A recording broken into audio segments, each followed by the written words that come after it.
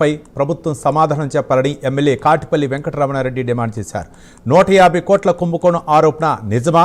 నిజమైతే ప్రభుత్వ చర్యలు ఏంటని ప్రశ్నించారు. ఈ కుంభకోణం రాజకీయ కనుసన్నల్లో జరిగిందా లేక అధికారుల కనుసన్నల్లో జరిగిందా తెలియాల్సిన అవసరం ఉందంటున్న ఎమ్మెల్యే కాటిపల్లి వెంకటరమణారెడ్డితో మా ప్రతినిధి నాగేంద్ర ఫేస్ టు ఫేస్.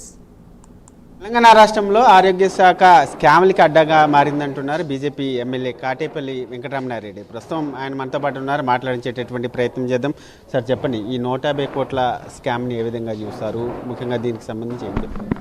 చూడ్డానికి అదే మన అంబేద్కర్ స్టాచ్యూ అండి, పనేడ చూసిపోదానికి జువాలజికల్ పార్క్. ప్రజలకు అన్యాయం చేస్తున్నారు, అది తప్పు అని చెప్పాను. స్కామ్ అనేది పెద్ద తప్పు. స్కామ్ ఎట్లా జరుగుతుంది? పద్ధతి ప్రకారము అధికారులు మంత్రులు ఉన్నప్పుడు, రాజకీయ నాయకులు ఉన్నప్పుడు స్కామ్ అనేది పదమే రాకూడదు. స్కామ్ ఎట్లా వచ్చింది? నేను తప్పు చేశాను క్షమించండి అని అంటే 2 పదాలు ఉన్నాయి డిక్షనరీలో, అని 2 చెప్తామంటే తప్పుకు విలువ లేదు, క్షమించండి క్షమాపణ అడగడానికి విలువ లేకుండా అవుతుంది.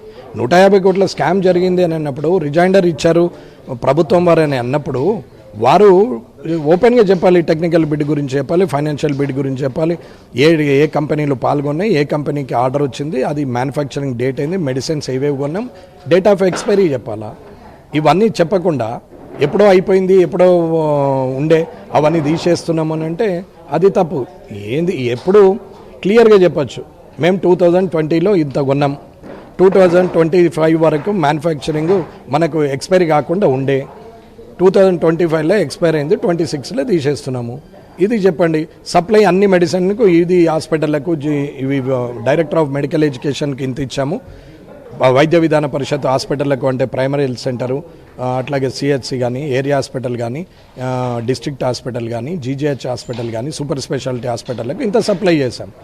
సప్లై అయ్యంగా పబ్లిక్ వాడుకోగా ఎక్స్ట్రా అయినటువంటి ఎమర్జెన్సీ కింద తెచ్చినటువంటి మెడిసిన్స్ ఇంత మిగిలిపోయినాయి, కాస్ట్ గింత, మెడిసిన్ రేట్ల గింత, ఇవి అని చెప్పి ఒక డీటెయిల్ రిపోర్ట్ ఇవ్వచ్చు కదా. తప్పేముంది? ప్రజలకు లెక్క చెప్పుకోవడానికి. ప్రజల నుంచి ట్యాక్సులు వసూలు చేస్తుంది, ప్రజల నుంచి మోటార్ సైకిల్ సిగ్నల్ జంప్ అయితే చేస్తుంది, డ్రంక్ అండ్ డ్రైవ్లో వసూలు చేస్తుంది, రైతులు ఎత్తే అడ్లలో పొల్లుందని చెప్పి 4 కిలోలు కట్ చేస్తుంది, ఇవన్నీ చేస్తుంది. కానీ ఈ డీటెయిల్ ప్రజలకు ఇవ్వరాదా? ప్రజలకు ఇవ్వాలి కదా, ప్రజల డబ్బు కదా, ప్రజలకైతే డీటెయిలింగ్ ఇవ్వడానికి తప్పేముంది? సార్, మీరు అసెంబ్లీ వేదికగా ప్రభుత్వ హాస్పిటల్స్లో మెడిసిన్ లేవని చెప్పుకొచ్చారు.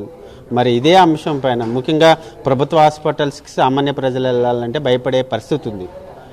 ఈ అంశం మీద ఎందుకు బీజేపీ పార్టీ పోరాటం చేయడం లేదు? ఎందుకంటే గతంలో బీజేపీ పార్టీ నేతలు హాస్పిటల్ విజిట్ చేశారు, అక్కడ సరైన వైద్యం అందడం లేదు, ట్యాబ్లెట్స్ అందడం లేదని చెప్పి పోరాటాలు చేశారు. ఇప్పుడు అలాంటి పోరాటాలు ఎందుకు జరగడం లేదు?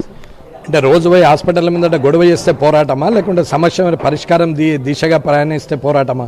పోరాటం అంటే ఏంది సార్? గతంలో బీజేపీ నేతలంతా కూడా ఇక్కడ ఉన్నటువంటి ప్రభుత్వ హాస్పిటల్స్ కానీ, గాంధీ హాస్పిటల్ కానీ విజిట్ చేసి అక్కడ ఉన్నటువంటి పరిస్థితిని ఎక్స్ప్లెయిన్ చేసేటటువంటి ప్రయత్నం చేశారు. దాదాపు కాంగ్రెస్ అధికారంలోకి వచ్చిన తర్వాత ఆ విజిట్ అనేది లేదు. ఎన్నిసార్లు పోయినరు, ఎప్పుడు చేశారు? టీఆర్ఎస్ ఉన్నప్పుడు ఎన్నిసార్లు పోయినరు, ఎప్పుడు విజిట్ చేశారు, ఎన్నిసార్లు దాని మీద ఎక్స్ప్లెనేషన్ ఇచ్చారు బీజేపీలు? మీరు చెప్పండి, నాకు చెప్తా. ఎవరమైనా ఇది విద్యా వైద్యంలా గొడవలు చేస్తే అయ్యేటి కావు, పోయి ప్రొటెక్ట్ చేస్తే అయ్యేటి కావు, పోయి హాస్పిటల్ ముందట ధర్నాలు చేస్తే అయ్యేటి కావు. అక్కడ ఉండే ఎంప్లాయీస్ 24/7 వర్క్ చేసేవాళ్ళు, డాక్టర్లు అంటే వాళ్ళు బెదిరిపోతారు.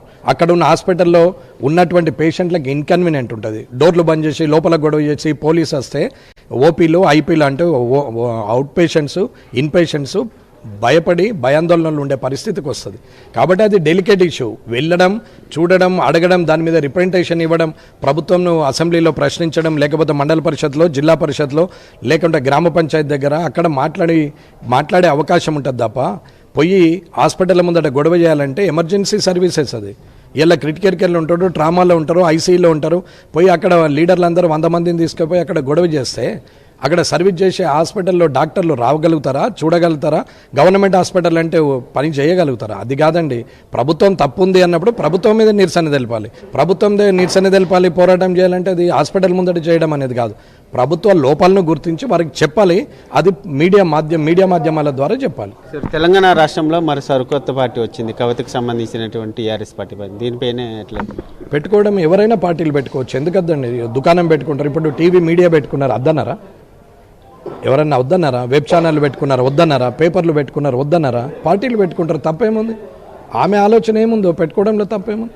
పెట్టుకుని ఆమె దామని నడుపుతున్నది. పెట్టద్దు అనేందుకు మనమెవరం? ఆ ఎఫెక్ట్ ఏమైనా బీజేపీ పైన పడుతుంది అంటారా? ఇప్పుడు సింపుల్గా మీకు చెప్పనా, పెళ్ళిళ్ళు ఆగట్లేదు, పిల్లలు పుట్టడం ఆగట్లేదు, మరి ఎఫెక్ట్ ఏమైనా అవుతుందా భూమికి?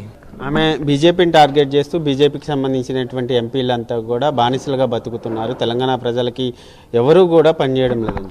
ప్రజలకు తెలుసు ఎవరికి ఎన్ని ఏండ్లు బానిసలుగా బతికారు, ఎవరు ఏం చేశారు అనేది ప్రజలందరికీ తెలుసు.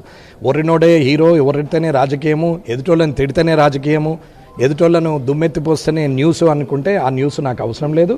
అటువంటి మాటలు నేను మాట్లాడను. ఇది మన మొత్తానికి చూసుకుంటే తెలంగాణ రాష్ట్రంలో ఆరోగ్య శాఖకు సంబంధించినటువంటి అంశంలో పూర్తిగా ప్రభుత్వం నిర్లక్ష్యంగా వహిస్తుంది. అందుకే 150 కోట్ల స్కామ్, మందులకు సంబంధించినటువంటి అంశంలో 150 కోట్ల స్కామ్ జరిగింది. దీనిపైన పూర్తి స్థాయిలో విచారణ జరగాలంటున్నారు బీజేపీ